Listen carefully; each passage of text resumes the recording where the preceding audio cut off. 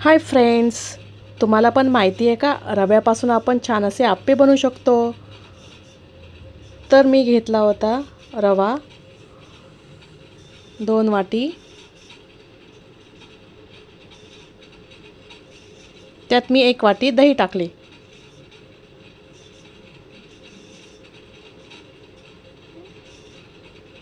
दही ॲड केल्या त्यात मी मीठ टाकलं. चवीनुसार मीठ टाकून घ्यायचं आणि ते व्यवस्थित मिक्स करून घेऊ आपण.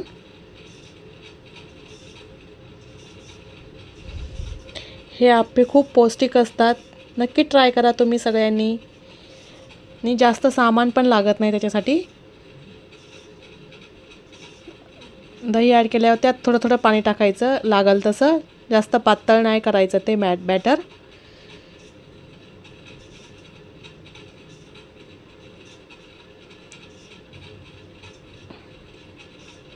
रवा आहे त्याच्यामुळे पाणी जास्त लागतं जरा. तरी पण ते थोडं थोडं टाका पाणी, एकदम नका टाकू.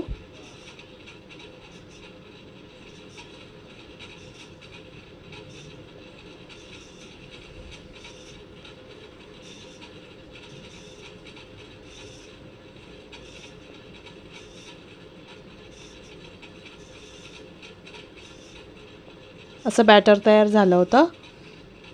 मग ते 10 मिनिटासाठी आपण भिजून देऊ. ते भिजल्यावर मग पुन्हा ते चेक करून घ्यायचं. त्यात पाणी ॲड करावं लागतं परत. ते भिजतं ना म्हणून. मग त्यात मी पुन्हा पाणी ॲड केलं.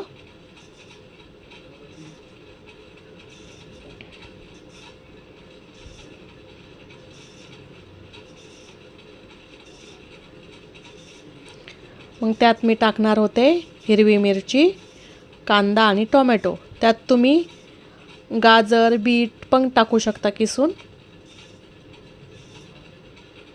तुमच्या आवडीनुसार शिमला मिर्च पण मी टाकलं. तर परत हळद. ते व्यवस्थित मिक्स करून घेऊया.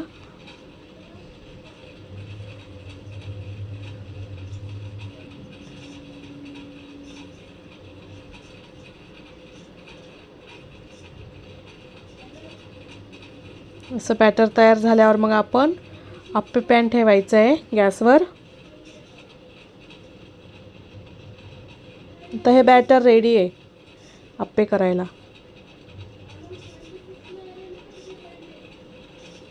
मग आप्पे पॅन ठेवलं. कमी याच्यावर गरम होऊन द्यायचं. गरम झाल्यावर मग तेल टाकायचं. ठेवल्या ठेवल्या आप्पे पॅन लगेच नाही टाकायचं ते बॅटर. आधी पॅन गरम होऊ द्या, तेल टाका. मग त्यानंतर ते बॅटर त्याच्यात टाकून घ्या सगळीकडं. पूर्ण असं भरून टाकायचं. मग गोल गोल आप्पे होतात तयार मस्तपैकी.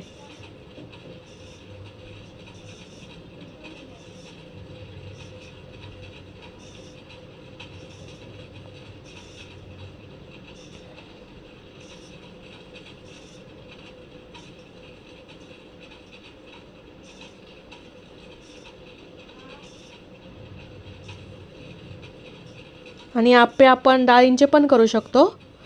5-6 तास डाळी भिजत टाकून मग वाटून घ्यायचे मिक्सरमध्ये. त्यात पण असे व्हेजिटेबल्स टाकायचे. ते पण खूप पौष्टिक असतात आप्पे. त्याचा पण व्हिडिओ मी नेक्स्ट टाईम दाखवेल. असं सगळीकडून ते भरून घ्या आप्पे पॅन.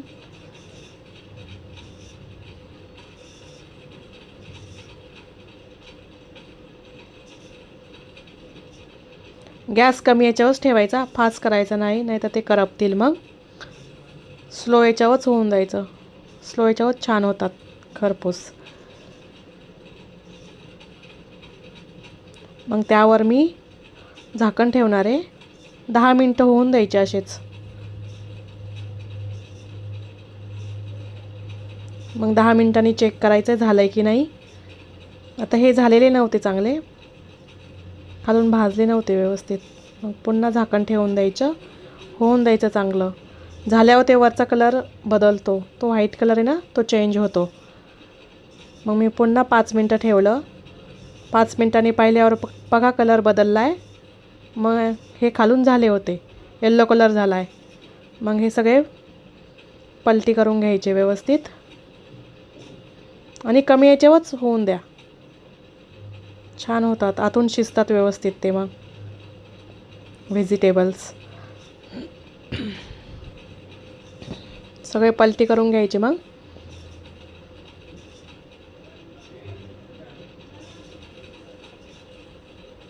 आता हे मधले झाले होते पण बाकीचे नव्हते झाले. असे सगळे पलटी करून झाल्यावर पुन्हा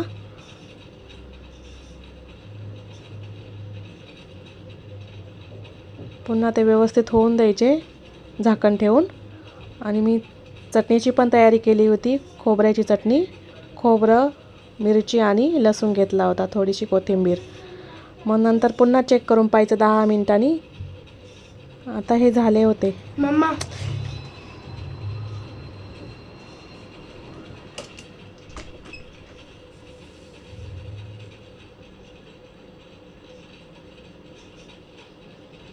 हे झाले होते. जे कडाचे राहिले होते ते मी परत पलटी करून घेतले व्यवस्थित. आणि हे खायला तयार झाले होते. करून पहा असे पौष्टिक पदार्थ, मुलं पण आवडीने खातात आणि हेल्दी नाश्ता आहे. नक्की ट्राय करा. व्हिडिओ आवडला असेल तर लाईक, कमेंट, शेअर, सबस्क्राईब करा माझ्या व्हिडिओला. चलो बाय.